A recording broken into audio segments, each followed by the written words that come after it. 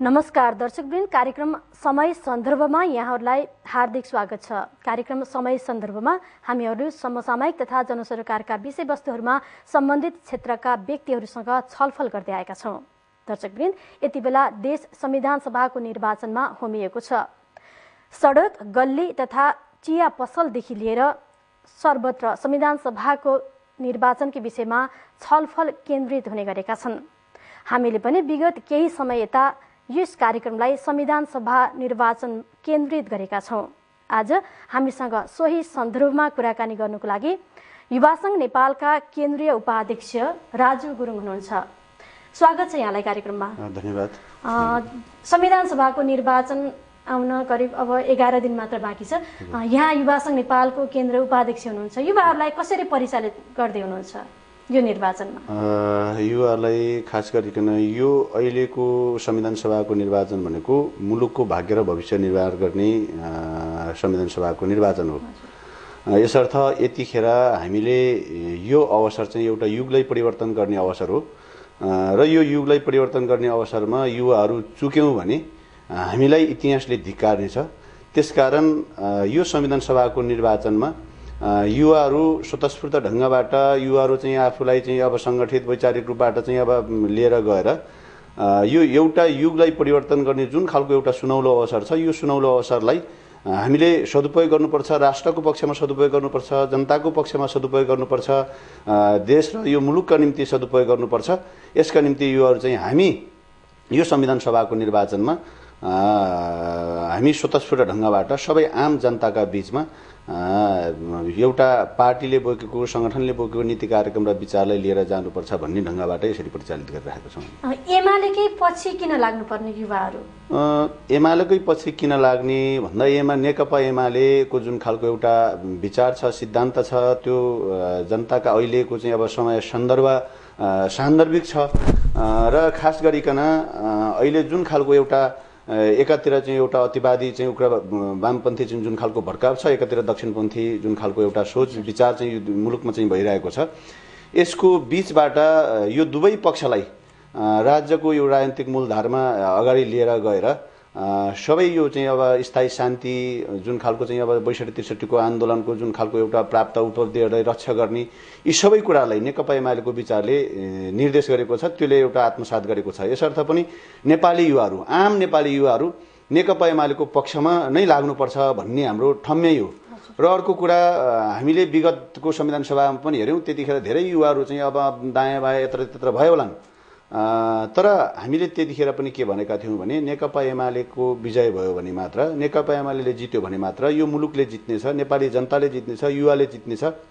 यहाँका जनताका चाहिँ शोषित पीडित जनताका चाहिँ संविधान निर्माण हुनेछ, लोकतान्त्रिक संविधान निर्माण हुनेछ भनेर हामीले भनेका थियौँ हिजो। र त्यो नेकपा एमाले त्यतिखेर चाहिँ पराजित भयो र पराजित भइसकेपछि नेकपा एमाले पराजित हुँदा मुलुकले हार्नेछ, नेपाली जनताले हार्नेछ, यहाँका युवाले हार्नेछ भनेर भनेका थियौँ। तर त्यो आज प्रमाणित भयो। त्यसर्थ पनि अब नेकपा एमालेलाई जिताउनका निम्ति नेकपा एमालेकै पछि लाग्नुपर्छ। नेकपा एमालेको पक्षमा नलाग्ने हो भने यो मुलुकले हार्नेछ, नेपाली जनताले हार्नेछ, नेपाली युवाले हार्नेछ भनेर हामी आम युवाहरू नेकपा एमालेको पक्षमा नै गोलबन्द भएर लागेका छौँ। गत संविधान सभाको निर्वाचनपछि पनि नेकपा एमालेकै नेतृत्वमा 2 पटक सरकार बन्यो। त्यतिखेर युवाहरूको पक्षमा एमालेले के गर्यो?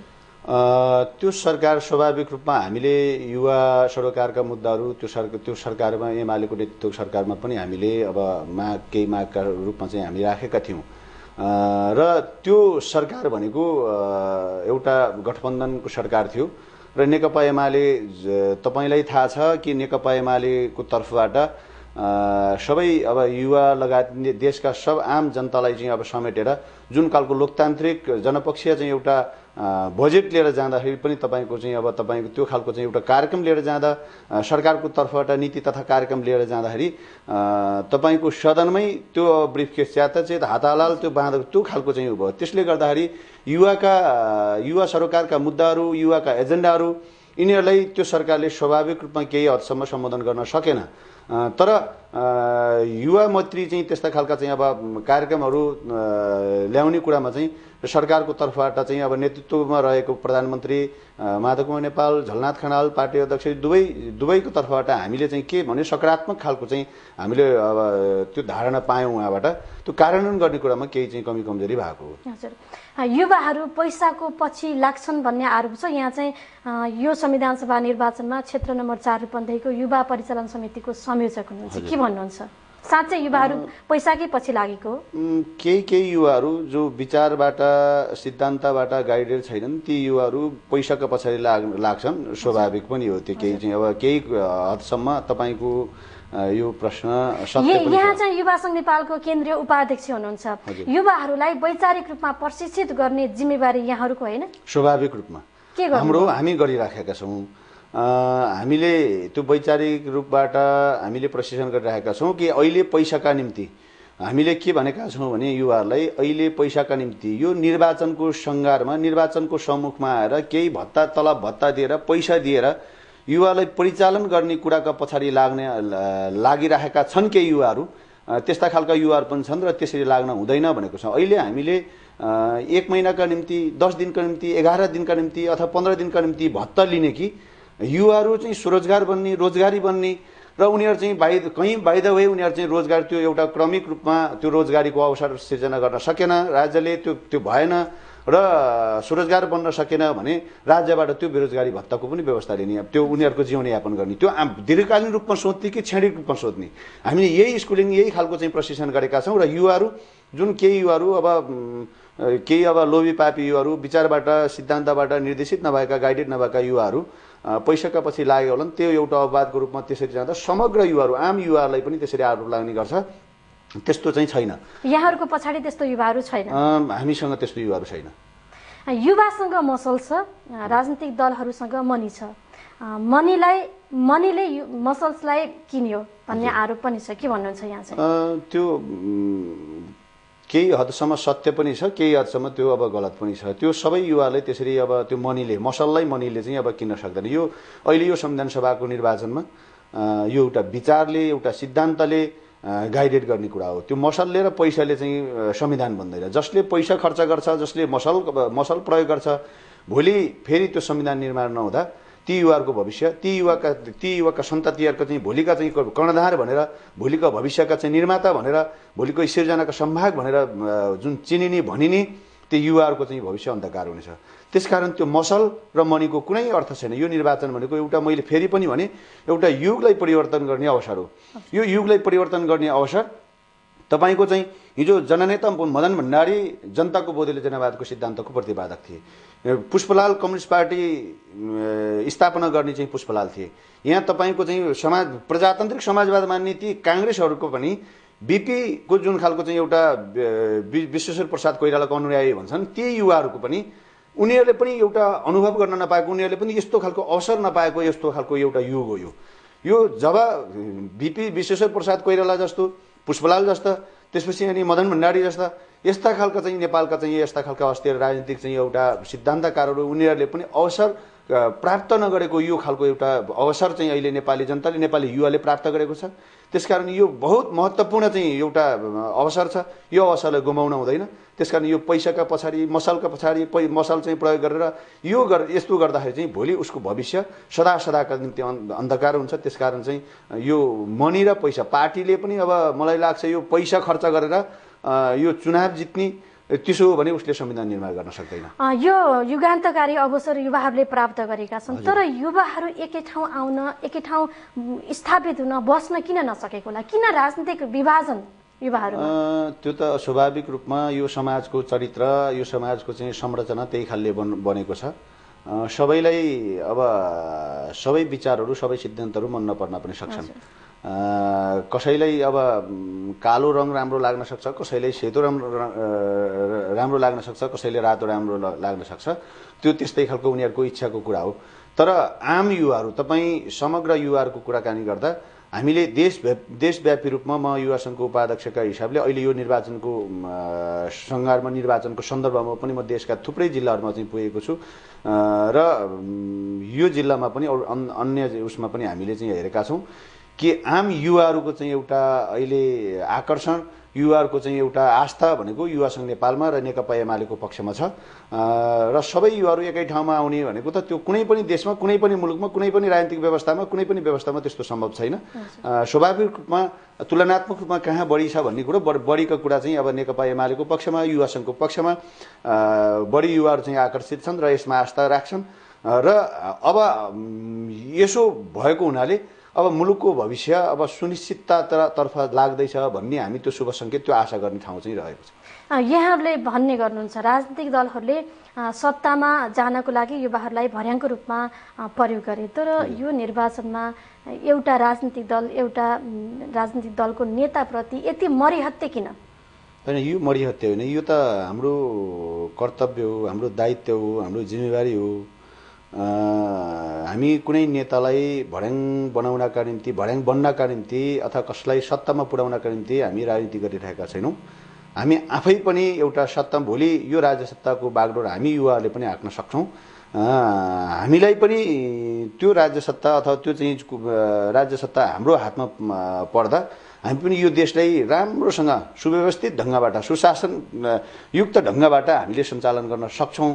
तसर्थ युवाहरू अब अहिले राजनीतिक क्षेत्रमा पनि, राजनीतिक सामाजिक आर्थिक क्षेत्रबाट आफूलाई समृद्ध बनाउँदै त्यसमा चाहिँ एउटा सचेत गर्दै युवाहरू पनि राजनीतिमा सक्रियताका साथ लाग्नुपर्छ भनेर हामीले भनेका छौँ। यो सक्रियताका साथ युवाहरू लाग्दा कसैलाई भर्याङ बनाएको, अहिले चाहिँ चुनावमा चाहिँ चुनावमा त एउटा पार्टीबाट एउटै उम्मेदवार हुने भयो, एउटा उम्मेदवार बन्दाखेरि त्यसको भर्याङ बने जस्तो, त्यस्तो अरू बाहिरबाट हेर्दाखेरि त्यस्तो। तर त्यो राजनीतिक उद्देश्यलाई, त्यो राजनीतिक चाहिँ अब लक्ष्यलाई, त्यो राजनीतिक विचारलाई, त्यसलाई सार्थक बनाउनका निम्ति युवाहरू चाहिँ यसरी लागेका हुन् र युवाहरू चाहिँ राजनीतिक सुझबुझ वैचारिक एउटा निष्ठाका साथ, सैद्धान्तिक निष्ठाका साथ लाग्नुपर्छ र त्यसरी लाग्यो भने मात्रै यो मुलुकको, यो समाजको रूपान्तरण हुन्छ र आखिर राजनीतिले नै यो मुलुकलाई रूपान्तरण गर्ने, यो गाइडेड गर्ने।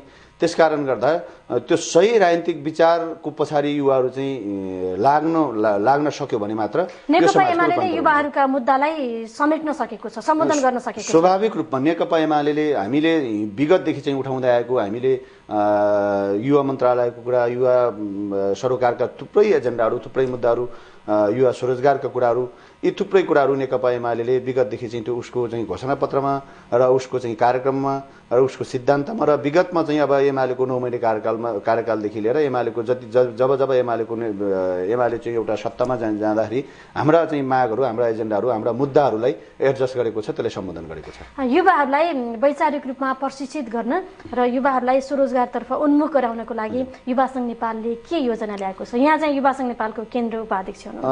हामीले अहिले सबैभन्दा पहिला युवा परिषद स्थापना गर्नुपर्छ भनेका छौँ। त्यसपछि युवा स्वरोजगार बैङ्कको स्थापना गर्नुपर्छ भनेका छौँ। अहिले युवाहरू जसरी अब दैनानुदिन एउटा बेरोजगारको एउटा पङ्क्तिबद्ध चाङ लागेको छ र दैनानुदिन युवाहरू खाडीका मुलुकमा विदेशतिर चाहिँ दैनन्दिन चाहिँ अब पलायन भएको अवस्था छ। यसको अवस्था के हो भने युवाहरू चाहिँ एउटा यहाँबाट चाहिँ एउटा उसले शिक्षा लिइसकेपछि नेपालको शिक्षा नीति गलत छ र नेपालमा सम्भावनाका 3टा क्षेत्रहरू छन्, प्रचुर सम्भावनाका 3टा क्षेत्र। ती 3टा क्षेत्रमा मात्रै हामीले युवालाई चाहिँ केन्द्रित गर्न सक्यौँ र त्यस्तो खालको शिक्षा नीति ल्याउन सक्यौँ भने युवाहरू नेपालमै यहाँ नै चाहिँ एउटा स्वरोजगार बन्दै, युवाहरू यहीँ उद्यमी बन्दै एउटा समृद्ध बन्न सक्छन् भन्ने हाम्रो ठम्याइ हो। त्यो भनेको एउटा जलस्रोत हो। हामी जलस्रोत, तपाईँ जलस्रोतको यत्रो प्रचुर, जलस्रोतको धनी राष्ट्र, जलस्रोतको यस्तो प्रचुर सम्भावना छ, तर यहाँको तपाईँको चाहिँ एउटा शैक्षिक बेरोजगार जुन खालको छ, डिग्री हासिल गर्छ, तपाईँ डिप्लोमा पास गर्छ, डिग्री हासिल गर्छ, ऊ जलस्रोत सम्बन्धी कुनै उसलाई चाहिँ थाहा छैन, उसको सर्टिफिकेटले केही गर्दैन।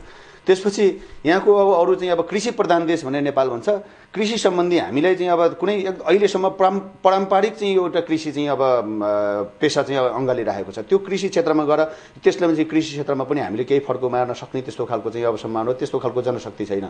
अर्को पर्यटन र चाहिँ प्राकृतिक स्रोत साधनको चाहिँ कुरा, प्राकृतिक चाहिँ अब स्रोतको कुरामा चाहिँ छ, पर्यटन क्षेत्रमा पनि हाम्रो चाहिँ एउटा छैन। त्यस कारणले गर्दा नेपाली युवाहरूलाई कम्तीमा जलस्रोत सम्बन्धी यी, अनि त्यसपछि तपाईँको कृषि सम्बन्धी र पर्यटन सम्बन्धी यी 3टा क्षेत्रमा, यी 3टा क्षेत्रमा चाहिँ प्राविधिक शिक्षा, यस्ता खालका शिक्षाहरू चाहिँ लिएर आउँदाखेरि यो नेपालमा चाहिँ यो क्षेत्रमा चाहिँ जनशक्ति नभएर चाहिँ अब हामीले बाहिरबाट हायर गर्नुपर्ने अवस्था छ र यहाँका युवाहरू लेबर गर्नका निम्ति तपाईँ डिग्री होल्डर युवाहरू चाहिँ तपाईँको चाहिँ यहाँबाट एकदम यहाँको सामाजिक संरचना तपाईँ राजनीतिक चाहिँ अवस्था देखेर उनीहरू विदेश पलायन नेपाली माटो सुहाउँदो शिक्षा भएन, त्यही अनुसारको शिक्षा नीति ल्याउनु पर्यो। हजुर, त्यो अनुसारको शिक्षा नीति ल्याउनु पर्यो भनेर हामीले युवाले पनि अहिले चाहिँ यो चाहिँ अब यो आवाज उठाएका छौँ र थुप्रै बेरोजगार चाहिँ अब शैक्षिक बेरोजगारको युवाहरूको चाहिँ लाम छ। ती शैक्षिक बेरोजगार युवाहरूको कम्तीमा त्यसो गर्दा कम्तीमा एसएलसी पास गर्दाखेरि हामीले त्यो युवा स्वरोजगार ब्याङ्क भनेका छौँ। त्यो युवा स्वरोजगार ब्याङ्क भनेको कम्तीमा एसएलसी पास गरेको युवा यसै 10 वर्षसम्म उसले चाहिँ त्यत्रो मेहनत गरेर 10 क्लास पास गरेको हुन्छ। 10 क्लास पास गरेको हामीले चाहिँ कम्तीमा 12 क्लाससम्मको चाहिँ भनेका छौँ, त्यसलाई पनि एउटा गरेका छौँ। 10 अथवा 12 क्लास पास गरेपछि उसले त्यो ब्याङ्कबाट युवा स्वरोजगार ब्याङ्कबाट उसको सर्टिफिकेट राखेर 5 लाख रुपियाँ चाहिँ अब उसले चाहिँ अब बिना धितो सर्टिफिकेटलाई धितो राखेर उसले चाहिँ ऋण पाउनु पर्यो। उसले चाहिँ एउटा स्वरोजगार चाहिँ केही न केही गर्न सक्ने भयो। उसले ब्याचलर पास गर्छ, उसले 10 लाख पाउनु पर्यो। उसले त्यसै ब्याचलरदेखि माथितिर उच्च शिक्षा हामी अनुसन्धान अथवा चाहिँ यस्तै खालको कुनै एउटा विशेषज्ञका रूपमा चाहिँ उसले जानु पर्यो उच्च शिक्षाका निम्ति। त्यसो हुँदाखेरि उसले चाहिँ 20 देखि 25 लाख रुपियाँ उसले चाहिँ त्यो सर्टिफिकेट राखेर उसको विचार उसको चाहिँ दृष्टिकोण चाहिँ उसको योजना चाहिँ बिक्नु पर्यो। त्यो भयो भने युवाहरू स्वरोजगार हुन्छन्। यही नेपाल चाहिँ समृद्ध हुन सक्छ, नेपाललाई रूपान्तरण गर्न सकिन्छ, परिवर्तन गर्न सकिन्छ। यो खालको युवाले चाहिँ यस्तो खालको चाहिँ एउटा योजना लिएर आएको छ। त्यसकारण यो योजनाका साथ जान सकियो भने वास्तवमा यो युवाहरू सबै युवाहरू पलायन हुनबाट पनि रोकिन्छ। यहाँबाट एकदमै तपाईँको चाहिँ एउटा उच्च शिक्षा लिएर एकदम के अरे एउटा ट्यालेन्ट स्टुडेन्टहरू पनि विदेशीले किनिदिने, विदेशतिर जाने, पलायन हुने एकदम कमजोर खालका बेरोजगार युवाहरू पनि विदेशतिर चाहिँ अब रोजगारीको निम्ति जानुपर्ने त्यस्तो खालको अवस्था यहाँ नेपालको चाहिँ विद्यमान अवस्था हो। यसलाई चिर्नका निम्ति निस्तेज गर्नको निम्ति हामी यो खालको कार्यक्रम लिएर आएका छौँ। यसरी लिएर जाँदाखेरि वास्तवमा नेपाली युवाहरू पनि नेपालमा चाहिँ रहन्छन्। यहाँको सबै सम्भावनालाई चाहिँ पनि हामी मिट गर्न सक्छौँ, सबै चुनौतीहरूलाई पार गर्न सक्छौँ र नेपालको एउटा नयाँ नेपाल नेपाली जनताले परिकल्पना गरेको नयाँ नेपाल निर्माण गर्न सकिन्छ। समृद्ध नेपाल, समृद्ध समाज, समृद्ध नागरिक पनि हामी अब समृद्ध युवा सबै समृद्ध हामी बनाउन सक्छौँ भन्ने हाम्रो ठाउँमा छ। पढे लेखेको युवाहरू र बौद्धिक वर्ग राजनीतिमा नआउँदासम्म देशले निकास पाउँदैन एकातर्फ भनिन्छ भने अर्कोतर्फ पढे लेखेको युवाहरू चाहिँ राजनीतिमा कम आएको देखिन्छ। वितृष्णा छ राजनीतिप्रति, किन यो खास गरिकन नेपालको राजनीतिक अवस्था जुन अस्थिर खालको राजनीतिक अवस्था छ र नेपालमा यो अलिकति राजनीतिलाई यो कमाइ खाने भाडो राजनीतिक त्यस्तो खालको पनि अब भएको छ। तपाईँ स्वाभाविक रूपमा यो एकदमै महत्त्वपूर्ण प्रश्न उठाउनु भयो कि नेपाल तपाईँ हेर्नुहोस्, नेपालको राजनीतिक नेताहरू राजनीतिक कर्मीहरू 10 वर्ष कसैको झोला बोक्यो भने 15 वर्ष कसैको झोला बोक्यो भने ऊ चाहिँ अब त्यहाँ मन्त्री सभासद बन्नको निम्ति, सांसद बन्नको निम्ति, मन्त्री बन्नको निम्ति ऊ योग्य भयो। ऊ चाहिँ औँठा चाहिँ किन नहोस्। अनि तपाईँको चाहिँ त्यो 10 वर्ष 20 वर्ष झोला बोकेको भरमा एउटा अंगठा छाप नाम मात्रै लेख्न जान्ने, सही मात्रै गर्न जान्ने त्यस्तो खालको राजनीतिज्ञ शिक्षा मन्त्री बनिन्छ। अनि कस्तो खालको शिक्षा नीति लिने? अनि कुनै उसले चाहिँ एउटा त्यस्तै औँठा छाप चाहिँ एउटा राजनीतिकर्मी राजनीतिज्ञ तपाईँको शिक्षा अर्थमन्त्री बनिदिन्छ। अनि तपाईँको चाहिँ एउटा जङ्गलबाट टिपेर लिएर आएर मान्छे चाहिँ जङ्गलको चाहिँ जङ्गली मान्छेहरू अर्थमन्त्री बनिदिन्छन्। तपाईँको चाहिँ अब स्वास्थ्य मन्त्री चाहिँ एउटा अंगठा मान्छेहरू बनिदिन्छ। यो खालले राज्य त्यसपछि अनि कसरी चाहिँ अगाडि बढ्न सक्छ? यहाँ त युवा सङ्घको केन्द्रीय उपाध्यक्ष त्यस्तो पढे लेखेको युवाहरूलाई बौद्धिक क्षेत्र वर्गलाई किन समेट्न सक्नु भएको छैन? स्वाभाविक रूपमा यिनै खालका चाहिँ राजनीतिमा पढे लेखेका भन्दा पनि चाहिँ अनपढ मान्छेहरूले अब झोला बोकेको भरमा पढे लेखेका मान्छेहरू चाहिँ अलिकति अवसरका खोजीमा हजुर पढे लेखेका मान्छेहरू चाहिँ एउटा अवसरको खोजीमा उनीहरू चाहिँ एउटा स्वाभिमान चाहिँ बचाउँदै उसले अगाडि बढ्न खोज्छ। नपढेका मान्छे उसँग क्षमता योग्यता क्षमता हुँदैन, नेतालाई चाकरी गर्छ, जिउ हजरी गर्छ, उनीहरू चाहिँ छिटो बढ्छन्। त्यसले गर्दाखेरि पढे लेखेका मान्छेहरू थोरै वितृष्णा जाएको छ। तर अहिले पछिल्लो कालमा पढे लेखेका युवाहरू पनि पढे लेखेका चाहिँ अब समुदाय पनि शिक्षित समुदाय पनि चाहिँ बुद्धिजीवी समुदाय पनि अब राजनीतिमा चाहिँ केही सरोकार राख्नु भएको छ भन्ने मलाई लाग्छ। त्यो खालको हाम्रो बुझाइ छ। र अब हामीले युवा सङ्घको हाम्रो चाहिँ पनि एउटा के हो भने हामीले युवा सङ्घका कार्यकर्ता भनेको हामी जागिरमा छौँ। कुनै युवा सङ्घको कार्यकर्ता कहीँ जागिर गर्छौँ, त्यो जागिरमा पनि हामी उत्कृष्ट श्रेष्ठता चाहिँ हाम्रो सबभन्दा राम्रो एउटा राज्य नठगिकन राज्यलाई नठगिकन उसले जागिर गर्नु पर्यो। शिक्षण पेसामा छ उसले सबैभन्दा राम्रो पेसा गर्नु पर्यो, व्यवसाय गर्नुपर्छ उसले सबैभन्दा राम्रो व्यवसाय गर्नु पर्यो।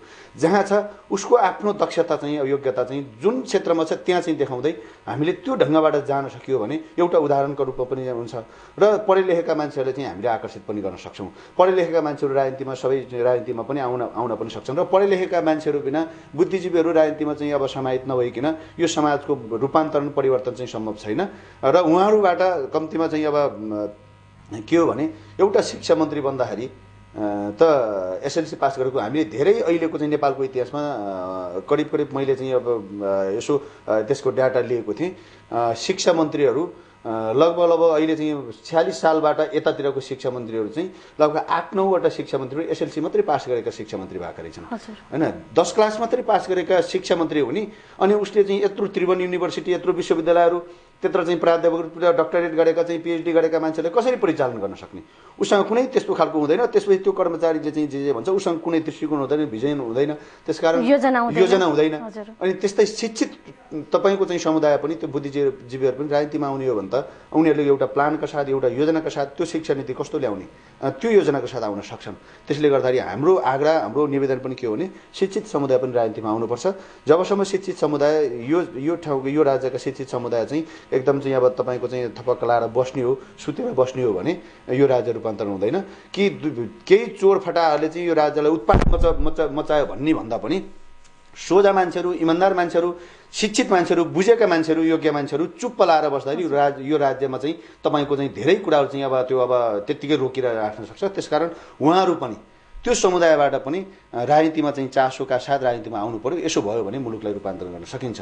केही अब चोर फटाहरूले अब यो यसो बढी चाहिँ यो अनपढ मान्छे चोर फटाहरूले यो राज्य बिगाएर उत्पाद मचायो भन्ने खालको चाहिँ जुन खालको छ त्यो भनेको के हो भने शिक्षित मान्छेहरू योग्य मान्छेहरू चुप्प लाएर निधाएर बसेको कारणले गर्दा यस्तो भएको छ। त्यसकारण उहाँहरू चाहिँ अब जागेर आउनु पर्यो भन्ने हाम्रो माग हो। हामी निर्वाचनसँग सम्बन्धित विषयमा कुराकानी गर्दैछौँ। हामी त्यति फर्क्यौँ। रूपन्देहीको निर्वाचनको अवस्था एमालेको अवस्था यो संविधान सभाको निर्वाचनमा एमालेको अवस्था कस्तो छ? हामी रूपन्देहीमा 7वटा निर्वाचन क्षेत्र छौँ। 7वटा निर्वाचन क्षेत्रमा हामी पहिलो हुन्छौँ। विगतमा पनि हामी 2टा निर्वाचन क्षेत्र जितेका हौँ। 7वटै जित्नुहुन्छ? 7वटा जित्दैनौँ हामी तपाईलाई अब यतिखेर एक्चुअल भन्दा हामी 4वटा निर्वाचन क्षेत्र हामी 4वटा हामी कन्फर्म जित्छौँ। हामी 2 नम्बर क्षेत्र 1 नम्बर 3 नम्बर 4 नम्बर र 5 नम्बर हामी कन्फर्म जित्ने क्षेत्र हो। हामी यो क्षेत्रमा चाहिँ म सबै ठाउँमा पनि पुगेको छु। यो क्षेत्रमा चाहिँ हामीले जित्छौँ विजय हासिल। लगभग अब हामीले कति मात्रै विजय हासिल गर्ने भन्ने मात्र हो। यो क्षेत्रमा नेकपा एमाले विजय हासिल गरिसकेको छ। आजको डेटमा हामी जितिसकेका छौँ र 2 नम्बर क्षेत्र पनि हामीले चाहिँ चुनाव जित्छौँ। विगतमा पनि झिनो मत अन्तरले चाहिँ हामी पराजित भएका छौँ। त्यतिखेर मधेसवादी दलले जितेको थियो। मधेसवादी विभाजन भएको अवस्था छ र अहिले हामी नेकपा एमाले त्यो 2 नम्बर पनि जित्छौँ। यसो गर्दा रूपन्देहीमा 5वटा निर्वाचन क्षेत्र हामीले जित्ने र 6 र 7मा पनि हाम्रो सशक्त उपस्थिति हुने हाम्रो सम्मानजनक उपस्थिति हुने हाम्रो चाहिँ रूपन्देही जिल्लाको सिनारियो यही छ। यहाँहरूले गढ मानेको रूपन्देही जिल्ला अथवा लुम्बिनी अञ्चलमा अन्य राजनीतिक दलहरूले पनि महत्त्वपूर्ण रूपमा हेरेका छन्। एकीकृत नेकपा माओवादीको वरिष्ठ उपाध्यक्षलाई ल्याएर वरिष्ठ उपाध्यक्ष उठ्नु भएको छ रूपन्देही क्षेत्र नम्बर 4मा। कसरी लिनुभएको छ? त्यो हामीले स्वाभाविक रूपमै यसलाई अब स्वाभाविक रूपमै लिएका छौँ र हामीले यो क्षेत्रमा हाम्रो गढ रूपन्देहीको क्षेत्र नम्बर 4मा डाक्टर बाबुराम भट्टराई उहाँ झुकिएर आउनुभयो भनेर हामीले भनेका छौँ। उहाँको उम्मेदवारीले यहाँको पार्टीलाई केही असर गर्छ? त्यस्तो खासै असर गर्दैन। हामीले अहिले पनि के हो भने रूपन्देही क्षेत्र नम्बर 4मा अहिले नेपाली कांग्रेससँग प्रतिस्पर्धा हो। एकीकृत माओवादीसँग प्रतिस्पर्धा हुँदैन। किन हुँदैन भने एकीकृत माओवादी अहिले विभाजित अवस्थामा छ। पहिलो कुरा एकीकृत माओवादी अहिले विभाजित अवस्थामा छ। विगतमा पनि हामीले एकीकृत माओवादी भन्दा धेरै मत अन्तरले लगभग 2500-3000 मतको अन्तरले चाहिँ हामीले यहाँबाट चुनाव निर्वाचन जितेका हौँ, विजय हासिल गरेका हौँ र अहिले विभाजित अवस्थामा छ। पहिलो कुरा। दोस्रो कुरा डाक्टर बाबुराम भट्टराई उहाँको प्रधानमन्त्री कालमा जुन खालको एउटा थुप्रै राष्ट्रघाती चाहिँ निर्णयहरू भए थुप्रै जनघाती निर्णय भयो। त्यो नेपाली जनताले प्रश्न बुझेका छन्। हिजोको दिनमा चाहिँ डाक्टर बाबुराम भट्टराई एक खालको एउटा आवरणका रूपमा, एक खालको चर्चाका रूपमा लो के हो के कनै भन्ने खालको चाहिँ नेपाली जनतालाई सबैले त्यस्तो थियो। आज त्यो सबै कुरा उनी आफ्नो नेतृत्वमा प्रधानमन्त्री भएको कालमा सबै कुरा जनताले बुझिसकेको छन्, छर्लङ्ग भइसकेको छ। र माओवादीको एकीकृत माओवादीको उसको नीति कार्यक्रम विचार त्यो नेपाली जनताले बुझिसकेको छ। र विगतको संविधान सभाको निर्वाचनमा 64 सालको संविधान सभाको निर्वाचनमा एकीकृत माओवादीप्रति नेपाली जनताको, यो क्षेत्रको जनताको पनि अब केही न केही चाहिँ आश पनि थियो होला, केही त्रास पनि थियो। त्यसका कारणले गर्दा आश र त्रासका कारणले पनि केही मत चाहिँ बढेको थियो। अहिले त्यस्तो छैन। त्यतिखेर शैन महिनाको शिविर त्यहाँ थियो। हामीले जहाँ जहाँ हाम्रा कार्यक्रमहरू लिएर जान्छौँ त्यहाँबाट तुरुन्त चाहिँ 1200 जना पुरै चाहिँ अब युनिफर्म ड्रेस तपाईँको चाहिँ उसका लडाकुहरू ड्रेस सहितै उनीहरूको चाहिँ अब त्यो लडाकु ड्रेस सहित चाहिँ अब त्यो क्षेत्रमा आउने गर्थ्यो। त्यसका बावजुद पनि हामी उनीहरूलाई पराजित गरेर उनीहरूलाई लखेटेर हामीले त्यतिखेर चुनाव जितेको अवस्था। आज ती लडाकुहरू छैनन्। त्यहाँ शैन महिना अस्थायी शिविर चाहिँ किशनसेन स्मृति ब्रिगेड के भन्ने थियो त्यहाँ, उसमा त्यो अस्थायी शिविर छैन।